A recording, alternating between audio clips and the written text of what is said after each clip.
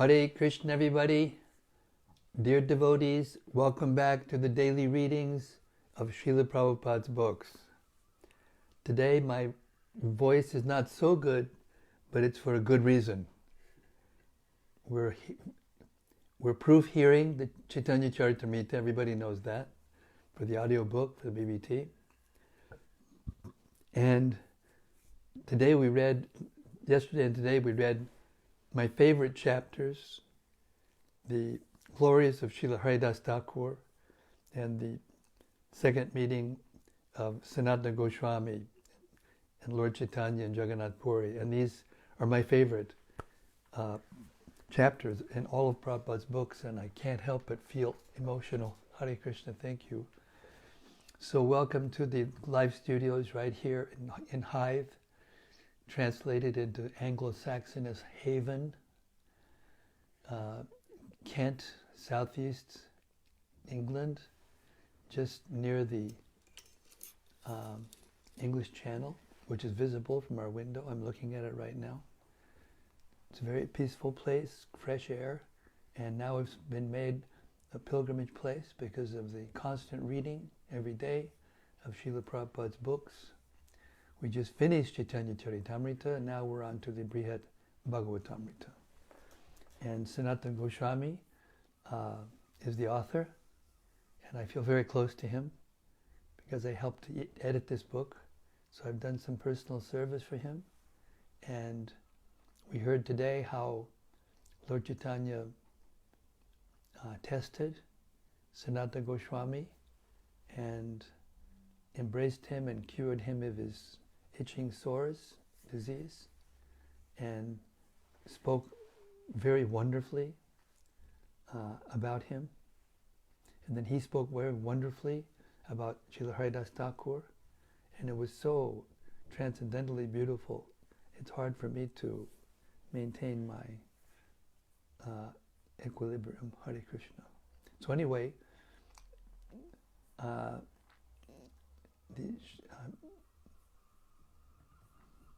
Srimad Bhagavatamrta Stotram. We always read this before the Bhagavatam, and now we're reading it before, reciting it before we read Brhad Bhagavatamrta. It goes like this. Sarva Shastrabdi Piyusha, Sarva Vedaika Satpala, Sarva Siddhanta Ratnaja, Sarva Lokaika Drikprada. O nectar from the ocean of all scriptures, singular fruit of all the Vedas, rich mine of the precious gems, of all conclusive truths, you are the only giver of sight to all the worlds. Sarva Bhagavata Prana, Srimad Bhagavata Prabho, Kalidwandotitaditya, Sri Krishna Parivartita. O life air of all the Supreme Lord's devotees, O Master, Srimad Bhagavatam, you are the sun risen in the darkness of Kali. You are the exact image of Sri Krishna. Paramananda Pataya, Prema Varshakshadayate, Sarvadasa Vasevyaya, Sri Krishnaya, Namostume. I bow down to you, who are supremely blissful to read. Your every syllable pours down a flood of prema. You can always be served by everyone. You are Sri Krishna himself. Madeka Bando Matsangin, Madguro Man Mahadana, Man Nistadaka Madbhagya, Mad Ananda Namostute. My only friend, my constant companion, my spiritual master, my great wealth, my savior, my good fortune, my source of ecstasy, I bow down to you. Asadu saduta dayin, atini chochata kada, hanamun chigadachin mam, premna rit kantayospura. O bestower of saintliness to the unsaintly, O exalter of the most fallen, please never leave me. Always appear in my heart and my voice with pure love. Om Namo Bhagavate Vasudevaya. Om Namo Bhagavate Vasudevaya. Om Namo Bhagavate Vasudevaya. So we're still in the 5th chapter of the second part of Brhad Bhagavatamrta.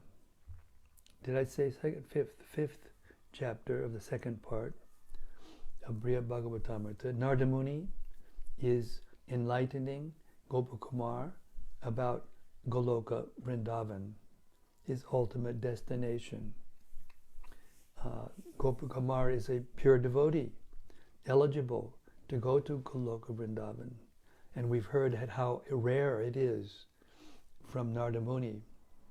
And since he's not eligible to go there, to go to Vrindavan, to go Goloka Vrindavan, which is a long ways from Dwarka,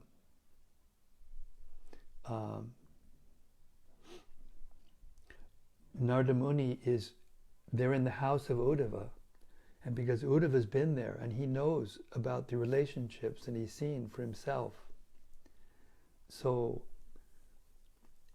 now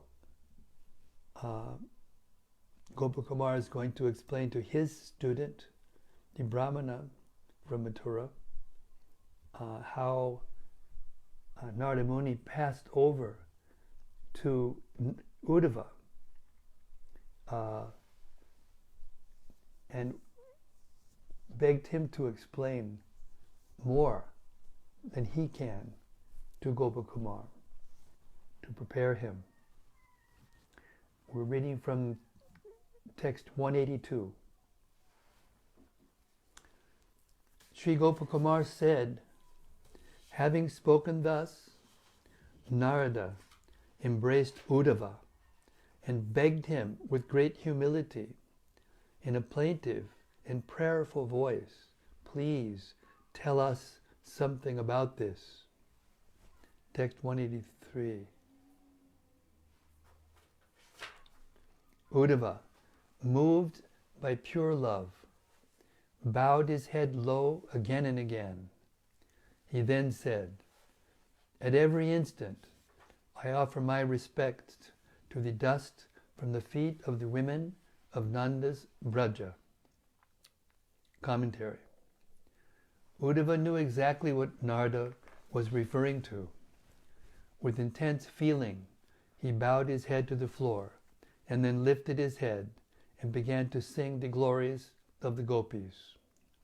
The words he speaks in this verse appear in the 10th canto of Srimad Bhagavatam 10:47-63. For a moment, that servant of Hari appeared agitated and greatly distressed, placing between his teeth a blade of grass, and taking hold of Narada's feet, he spoke again. Commentary. Uddhava expected that his touching Narada's feet would assure the success of his own prayer. The gopis of Vrindavan have given up the association of husbands, sons, and other family members who were very difficult to give up, and have forsaken the path of chastity to take shelter of the lotus feet of Mukunda, Krishna, which one should search for by Vedic knowledge. Oh, let me be fortunate enough to be one of the bushes, creepers, or herbs in Vrindavan, because the gopis trampled them and blessed them with the dust of their lotus feet. Commentary. This is a verse spoken by Uddhava in the 10th canto of Srimad Bhagavatam 10:47-61. Uddhava will now explain this verse briefly and later more elaborately. Text 186. Then Uddhava, filled with all sorts of emotions of fully blossomed love, jumped up and continued to sing, full of wonder. 187. Oh, that's why. When Lord... I'm laughing because Shyam Kishore got the wrong book off the shelf. When Lord Sri Krishna was dancing with the gopis in the Rasa Leela, the gopis were embraced by the arms of the Lord. This transcendental favor was never bestowed upon the goddess of fortune or other consorts in the spiritual world. Indeed, never was such a thing even imagined by the most beautiful girls in the heavenly planets, girls whose bodily luster and aroma resemble the beauty and fragrance of the lotus. And what to speak of worldly women, who are very beautiful by mundane estimation. Commentary. This is another verse from the 47th chapter of the 10th canto, 1047-60. In the next few verses, Narada will explain this verse. Uddhava cites these texts from Srimad Bhagavatam to give his words more authority. Text 188. Then the great Narada, immersed in utter surprise, looked at me again in my distress and spoke to me with great respect. Commentary. After hearing from Uddhava, Narada could understand even better how difficult it would be for a less qualified person like himself to attain the prema of Goloka. He therefore felt somewhat discouraged. Text 189. Sri Narada said, Uddhava is the very best among all the devotees of the personality of Godhead because he is so much absorbed in glorifying the dust of the gopis' lotus feet. Indeed, to have the good fortune of being touched by a single particle of dust from those feet, he has prayed for birth as a blade of grass. Rukmini is renowned as the dearest queen of Hari, but despite having abandoned the religious principles of an aristocratic maiden just to satisfy Lord Achyuta's desire, and despite having once almost died in fear from a few of his joking words, she cannot obtain a trace of the gopis' good fortune. Commentary. In the previous verse, Narada commented on two of Uddhava's statements, text 183 and 185. At every instant, I offer my respects to the dust from the feet of the women of Nanda's Braja, and, let me be fortunate enough to be one of the bushes, creepers, or herbs in Vrindavan. Now in this verse and the next, he comments on the statement made in text 187. This transcendental favor was never bestowed upon the goddess of fortune. The name Shri in that text, Nayam Shrionga. The name Shri in that text, Nayam Shrionga, can be understood to refer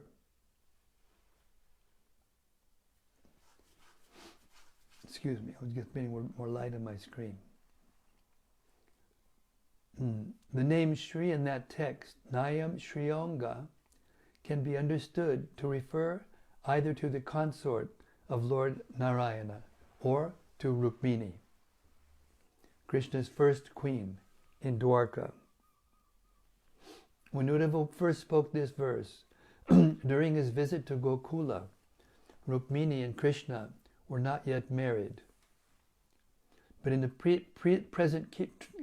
present context, because Uddhava is reciting this verse again in the Dwarka of Vaikuntha, the name Shri may fittingly indicate Rukmini. Or perhaps when Uddhava first spoke this verse, he had the mystic foresight to know that Rukmini would be Krishna's wife. In any case, Mahalakshmi is Rukmini's expansion, so Lakshmi and Rukmini are non-different.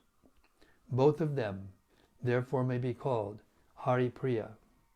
And because Srimati Rukmini is a greater devotee than Lakshmi, that the gopis are much greater than Lakshmi is implied. Rukmini abandoned the standards of behavior acceptable for unmarried girls, just because Krishna wanted her to. Ignoring the rule that an aristocratic girl should be offered in marriage by her father, she invited Krishna to kidnap her. And when Krishna once teased her, she almost died of fear that he was rejecting her. On that occasion, Lord Krishna had said, "Now you should definitely accept a more suitable husband, a first-class man of the royal order who can help you achieve everything you want, both in this life and in the next." Bhagavatam 10:40 or 10:60, 17. And Sri Shukadeva Goswami describes, Rukmini's mind was overwhelmed with unhappiness, fear, and grief. Her bangles slipped from her hand, and her fan fell to the ground. In her bewilderment, she suddenly fainted, her hair scattering all about as her body fell to the ground like a plantain tree blown over by the wind. Bhagavatam 10:60-24. Text 191.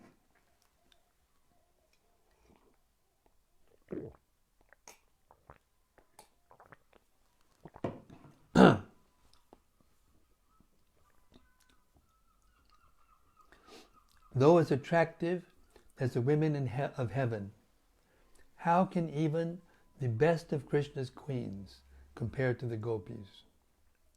Even the main queens, like Kalindi and Satyabhama, or others headed by Rohini, can't compare. Commentary. Despite possessing all heavenly beauty and good character, Krishna's 8 principal queens cannot hope for even a slight trace of the gopis' good fortune. So what to speak of Krishna's other 16,100 queens?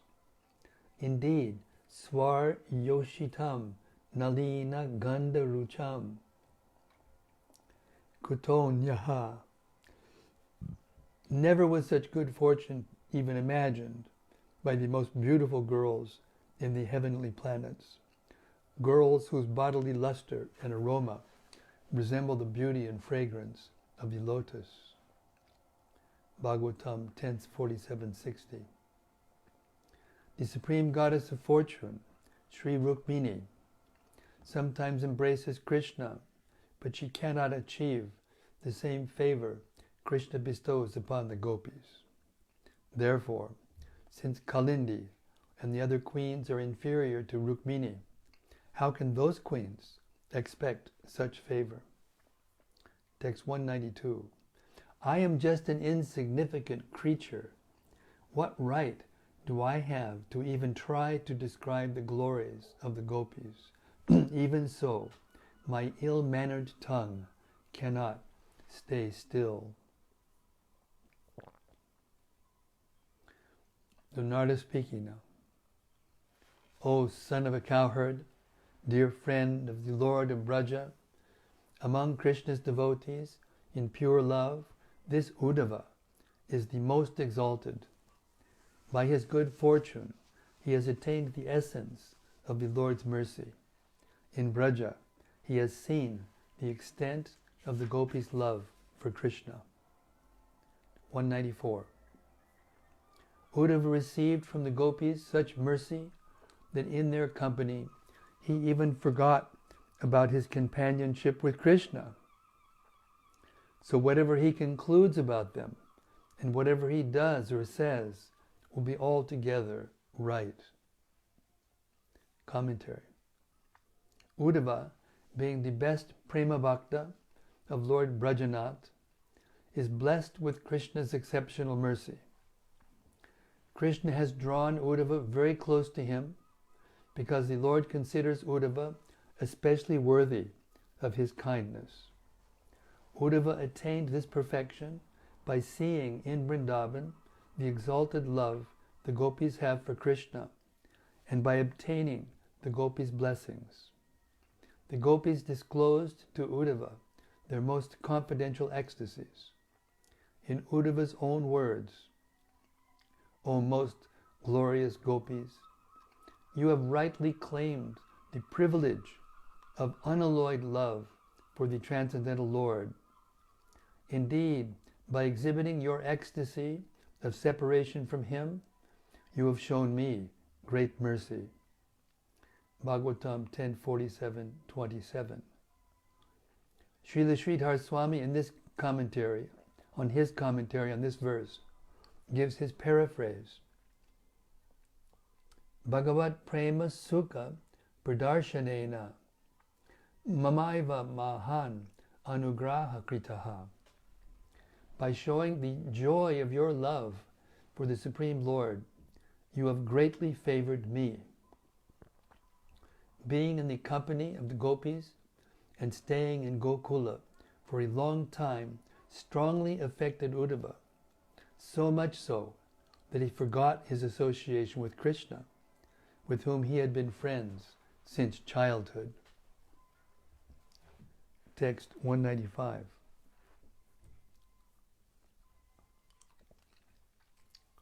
Akrura, son of Shopalka and paternal uncle of Lord Krishna, was an old man whose heart had dried up from lifeless knowledge. His heart was so devoid of the softness of mercy that he came to Braja as the diligent order carrier of Kamsa. Commentary. Akrura's name means not cruel, but by taking Krishna away from Vrindavan, he committed cruel offenses against the Brajavasis.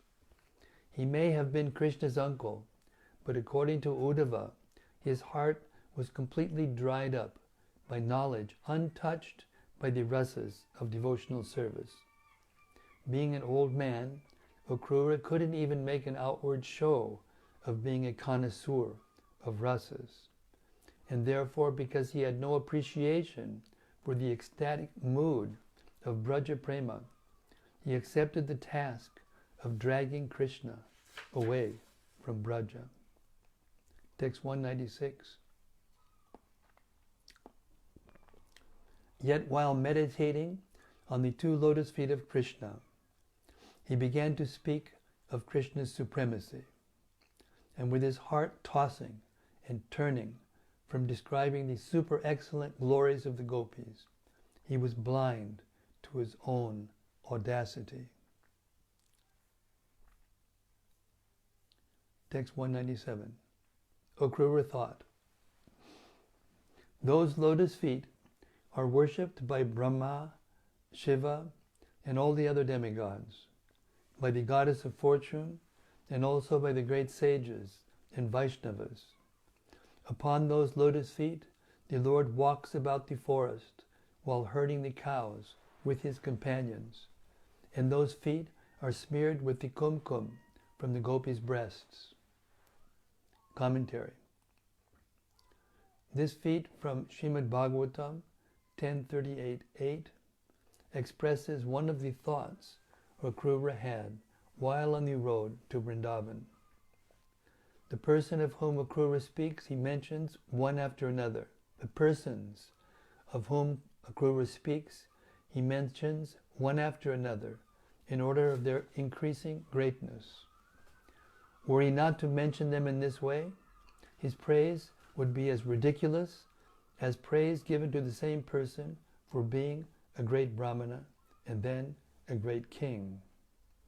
Competent poets disapprove of such awkward sequences. Such poets generally glorify related subjects in order from the least significant to the most. That Brahma and other demigods worshipped Krishna's lotus feet indicates that those feet are the supreme worshipable deity, and that Krishna is the supreme controller.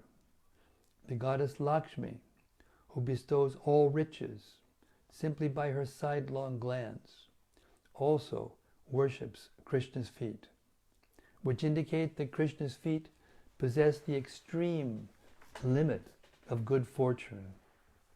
Mystics who are self-satisfied, Atma Rama, are indifferent to the favor of the goddess of fortune, yet they also worship Krishna's lotus feet.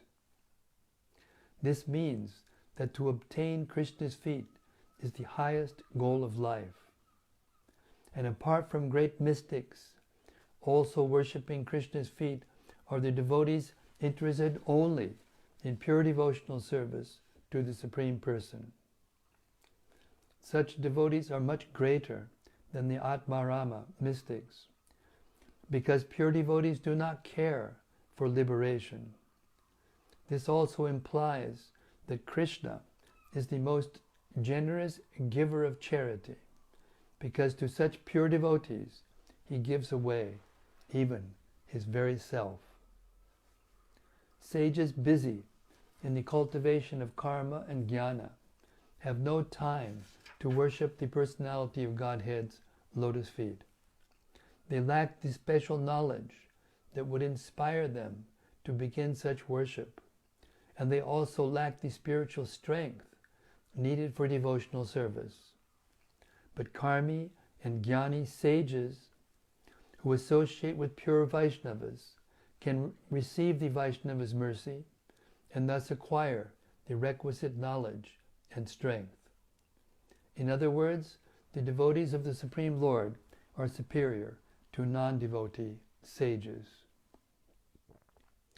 By referring to the goddess Sri as Devi, demigoddess, rather than Bhagavati, beloved of Bhagavan, Akrura indicates that he is talking not about Lord Narayana's wife, Mahalakshmi, but about the partial expansion of Mahalakshmi, who rules the opulences of the material world. Vaishnavas worship the original Mahalakshmi as the dearmost consort of the Supreme Lord, which means that the Vaishnavas accept her as greater than themselves. Akrura contemplates Krishna going to the forest with his companions, the cowherd boys, and in this way thinks of Krishna's absolute affection and compassion for his devotees. The forest is Vrindavan, the place of Krishna's greatest pleasure pastimes, and the purpose of his entering that forest is to tend his cows, a pastime of supreme happiness. It is not so precisely right to think that the words Architam and Anucharai together mean worshipped by his companions. There may be some grammatical justification for such an understanding, but because the cowherd boys are Krishna's intimate friends, their worship of his lotus feet differs from the worship usually indicated by the word Architam. Akrura says that Krishna's lotus feet are smeared with kumkum from the breasts of the gopis. This not only points toward an uncommon mode of worshipping the Supreme Lord, but also indicates how Krishna sports romantically and bestows the highest form of his mercy by coming under the control of pure love. The gopis, as mentioned last in this comparative sequence, the gopis are mentioned last in this comparative sequence because they are the greatest of all of Krishna's worshippers, and the word yad is repeated a second time in the last line to highlight the special nature of their worship. The sweetness invoked by the image of Krishna's feet smeared with the gopis' kumkum suggests that his loving exchanges with the gopis are the most important purpose for which he descended as an avatar. His favoring the gopis by submitting to their love is the most glorious thing he ever does. In this way, Akrura compares various worshippers of Krishna's lotus feet in an exactly fitting order. Lord Brahma is greater than the demigods, Lord Shiva greater than Brahma, the goddess Sri greater than Shiva, the self-contented sages greater than Sri, the pure Vaishnavas greater than the sages, and Krishna's cowherd friends, and finally the gopis greater than all others. Thus Akrura became ecstatic as he approached Vrindavan, thinking, "Then I will at once alight from my chariot and bow down to the lotus feet of Krishna and Balaram, the Supreme Personalities of Godhead. Theirs are the same feet that great mystic yogis, striving for self-realization, bear within their minds. I will also offer my obeisances to the Lord's cowherd boyfriends and to all the other residents of Vrindavan." Bhagavatam 10:38-15, text 198.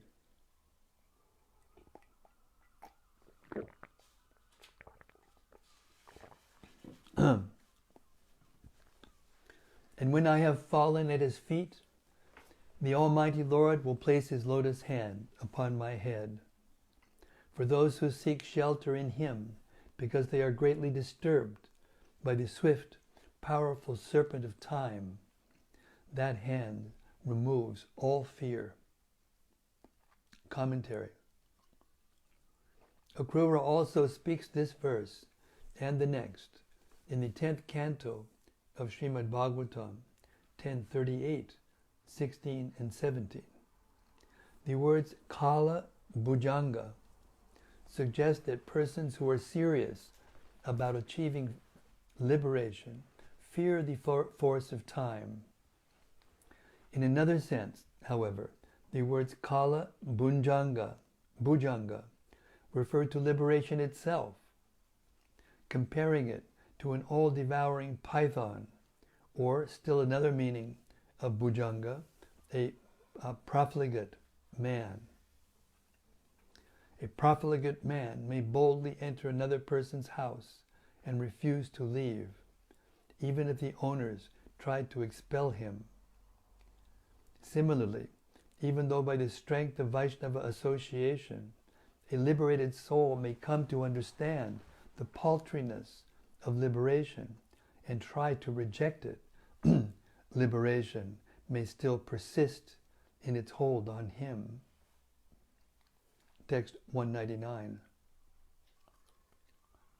By offering charity to that lotus hand, Purandara and Bali earned the status of Indra, king of heaven, and during the pleasure pastimes of the rasa dance, when the Lord wiped away the gopis' perspiration and removed their fatigue, the touch of their faces made that hand as fragrant as a sweet flower. Commentary. Having described how Krishna removes all fear from persons who take shelter of him, Akrura now describes how Krishna awards his devotees success in life, whether or not they still have material desires, and how he gives himself away to his most surrendered devotees. Both Indra, while performing sacrifice, and Bali, while fulfilling Lord Vamana's request for charity, sanctified their acts by placing items of worship in the Supreme Lord's hand. That was the right way for them to proceed, because no one can have a fruitful ritualistic performance without making some offering to the Supreme Lord. Here the word Kaushika refers to Indra Purandara, who is called Kaushika because he is a descendant of Kushika Rishi. But Kaushika is another name of the sage Vishwamrita. During the pastimes of Lord Ramachandra, Vishwamrita made various offerings to the Lord, such as teachings in Shastra and mantras and various items of hospitality in his ashram, including sacrificial sanctified food. It is well known how Vishwamrita thus became great in several ways, especially by attaining intense devotion to the Lord's lotus feet. Thus Vishwamrita became as prominent among the sages as Indra among the demigods. Krishna blessed the gopis with the highest joy and became subservient to the dictates of their love because they considered him their very life and soul. The word vihara, sport, indicates that Krishna's pastimes with the gopis were very enjoyable. The words Vraja Yoshitam, the women of Braja, suggest that it was fitting for Krishna to grant them his favor because these women of Braja, the gopis, were so affectionate to him. The word Shamam, fatigue, implies that Krishna reciprocated with the gopis very skillfully, giving them the greatest pleasure, which compensated for the effort the gopis spent in singing and dancing. That he removed their fatigue by his touch, sparshena, implies the coolness of his touch, and that his hand is saugandhika gandhi, fragrant like a flower, implies that his hand is supremely attractive and has the power to create happiness. In the same way that the subtle fragrance of a flower may be perceivable only by certain people, Krishna's beauty and charm are fully relished only by devotees as dear to him as the Braja Gopis. Text 200. Narada continued, the grandfather of the Kurus and Pandavas, Bhishma himself, sworn to the great vow of lifelong celibacy and strictly true to the principles of religion, at the time of passing away, praised the personality of Godhead by telling of the excellence of the young women of Braja. Commentary. As wonderful as it is that Akrura appreciated the gopis, it is even more amazing that Bhishma, a warrior and lifelong celibate who should know nothing about such things, also glorified these young girls. As Bhishma lay on a bed of arrows on the Kurukshetra battlefield, just before he left his body, he sang the glories of Krishna's girlfriends in Vrindavan. This was the same Bhishma who was a strict Naishtika brahmachari, a Kshatriya more interested in warfare than romantic concerns. The same Bhishma who dueled with his own guru, Parashuram, the Supreme Lord's incarnation, and shot cruel arrows at Krishna, Arjun's chariot driver. Such a great authority is Bhishma that if he considers the gopis so elevated, surely they must be. Text 201. Let my mind be fixed upon Lord Sri Krishna, whose motions, gestures, sweet smiles, and loving glances made the gopis of Brajadam feel greatly honored. Those gopis in blind ecstasy imitated the activities of Krishna and became just like him. Commentary. This verse from Srimad Bhagavatam 1.9.40 is among those that impart Bhishma's final words. The Supreme Personality of Godhead Krishna favored the gopis with the highest honor of being worshipped by worshipping them with his own graceful movements and gestures during his Rasa Leela and other pastimes. Therefore the gopis should be understood to be the greatest devotees of the Supreme Lord, greater than all the recipients of the Lord's gifts of sense enjoyment, power, liberation, and devotion, and greater even than Mahalakshmi.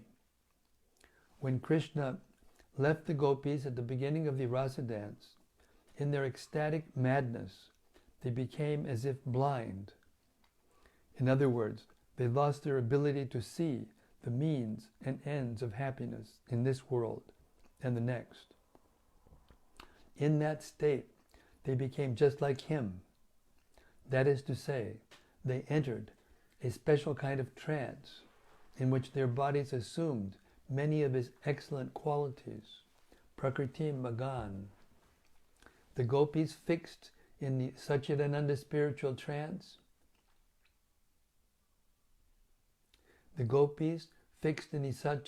spiritual nature, then appeared worthy of worship by the entire world, able to deliver the universe, and full of compassion for everyone. Or, taking the meaning of the word Prakriti to be mind, and Agan to be entered, when Krishna was away from the rasa dance, the gopis deeply entered his mind, and because of their extreme devotion, while feeling his absence, they became the object of his deep meditation. Therefore the gopis are glorified in this way. Even great yogis are not able to pursue your method of worshipping the Supreme Lord with the feeling of his absence. He is the proper object of meditation, but you have become the object of his. This is a perfection nearly impossible to obtain. Pajavali of Srila Rupa Goswami 351.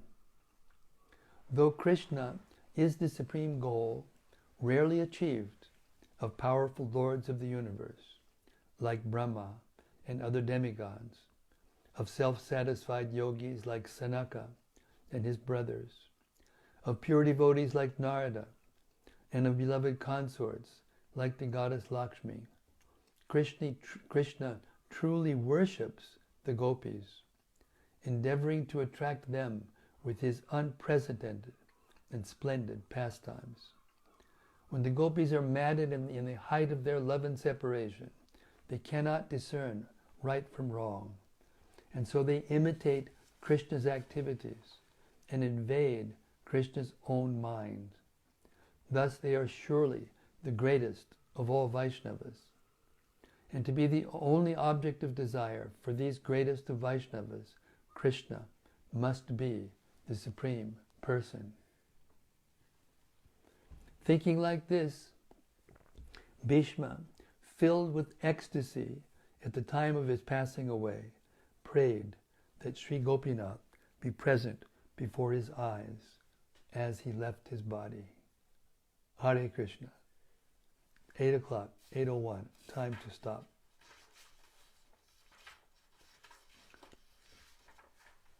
But fear not, tomorrow we have another opportunity to hear more.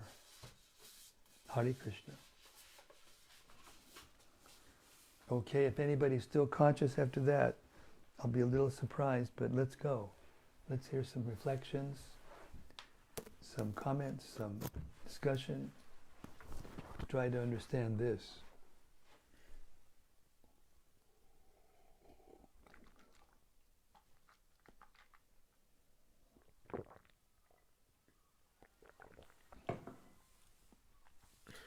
Gopakanya Devi Dasi said, Hare Krishna Dear Maharaj, Jai Srila Prabhupada and Brhad Bhagavatam. Jai Hari Bol, Gopakanya. Rati Manjari said, Jai Guru Maharaj. Rati Manjari, Hare Krishna. Bhakta Max Blackwell.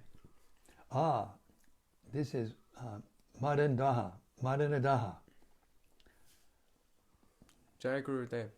The BB has been so blissful so far.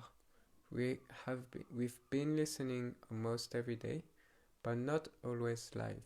The 3-year anniversary reading was especially touching. Hare Krishna. Hare Krishna, it's nice to hear your comment, and I'm happy to hear from you, and I'm glad that you are hearing these readings, because it is the goal of my life. So thank you for supporting it. Hare Krishna. It's from Bhaktaben. Bhaktaben, Haribol. Hare Krishna Maharaj, please accept my humble obeisances. Thanks for another dose of Krishna. Today I finished 9th canto, which means I will start hearing about Krishna a lot more. At times I feel disconnected when hearing about Krishna. I wonder if you had any advice in regards to hearing about Krishna. What's a good mood or intention for hearing these topics? Your servant, Bibi. Bhaktaben. Well, first of all, as we have been hearing, it takes a very special qualification to actually hear. There are degrees of hearing. So, at first we have to understand, theoretically, before we can actually hear on the levels that we're hearing, Uddhava and Krura and Narada Muni speaking about Krishna. So there has to be a very intense eagerness. We get that eagerness by purifying our heart, by following the rules and regulations of sadhana bhakti very strictly, and at the same time, regularly, every day, trying to understand. And even when we can't understand, we keep trying to understand. And this creates an eagerness in us to understand. And gradually, as our service becomes more conscious and more activated to the senses of Krishna and the personality of Krishna, the form of Krishna, and Krishna's pastimes, eventually we will come to the eagerness that will allow us to enter and actually taste these higher topics.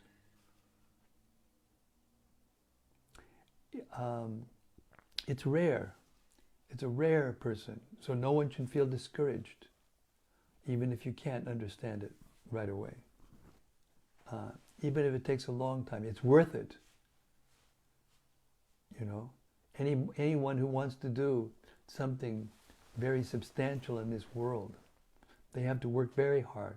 They have to give up their life. They have to give up the activities they normally do in order to become expert enough, to get a gold medal in the Olympics, or, win a high political post, or become a great entertainer. So nothing of extreme value is easy. But Lord Chaitanya has come to make it easy. He came with the desire to deliver all the living beings, which he did, just by chanting very loudly the Hare Krishna mantra into this universe when he came. So, the holy name of the Lord is Krishna. The holy name of the Lord never becomes contaminated, never loses its full potency. But because of our conditioning, we can't perceive it. And as we become less conditioned materially, as we become less attached to our own bodies and minds and the feelings that are so dear to the body and the mind, then gradually we'll become purified enough to perceive that the holy name of Krishna is Krishna. And what happens to your chanting then? It's not that you're just getting your rounds done. It's not that you're just doing a ritual. Is that you're tasting, you're experiencing the sweet glory of Krishna's name and fame and personality and pastimes. Gradually they will come, one after another. And it all starts with eagerness. And that eagerness has to become extremely intense. That's why the gopis are the highest, because they were so eager to be with Krishna that if he just goes away for a few minutes, they lose track of everything. They become one with Krishna in an absolute sense. Not that they become the same person, but they become so much entranced in separation from him that they act out his pastimes as if they are him and the other devotees that are having the pastimes. And this, Krishna's watching. This Krishna's watching. And he's getting so much pleasure from it. It controls him, and he's forced to appear to them again.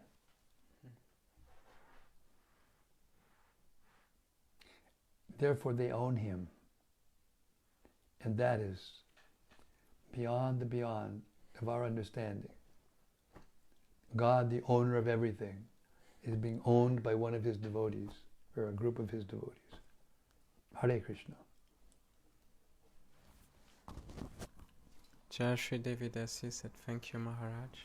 Haribol.